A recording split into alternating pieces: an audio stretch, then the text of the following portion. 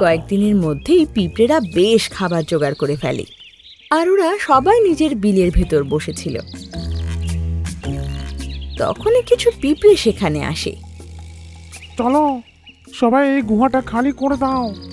আরে, বড় কষ্ট করে এই খাবার জোগাড় করেছি, আর এই বিল আমাদের, আমরা কেন এই বিল ছাড়বো?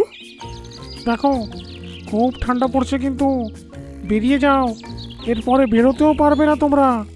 তো মেয়ে পিঁপড়ে আর ছেলে পিঁপড়ের মধ্যে লড়াই শুরু হয়।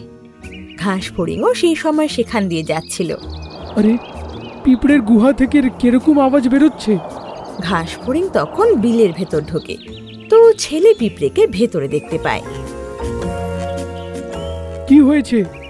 এইভাবে তর্ক করছো কেন তোমরা? ঘাস ফড়িং দাদা, দেখো না, এই ছেলে পিঁপড়েগুলো খুব দাদাগিরি করছে, বলছে এখান থেকে চলে যেতে আমাদের। কি ভাই, এইভাবে তুমি তো বের করতে পারো না, এদের বাসা এটা, আর সব জিনিসগুলো তো এদেরই। তোকে বেশি জ্ঞান দিতে হবে না, বুঝলি? চুপচাপ এখান থেকে কেটে পড়, আমাদের কাজে বাধা দিবি না। আচ্ছা, নাক গলাবো না, তাই তো? দেখ কেমন মজা দেখাই আমি, তুই দেখ এবার। এটা বলে ঘাস ফড়িং আকাশে ওড়ে আর পিঁপড়েগুলোকে আক্রমণ করতে লাগে। আরে আরে, আমাদের হাড় গোড় সব তো ভেঙেই দেবে রে।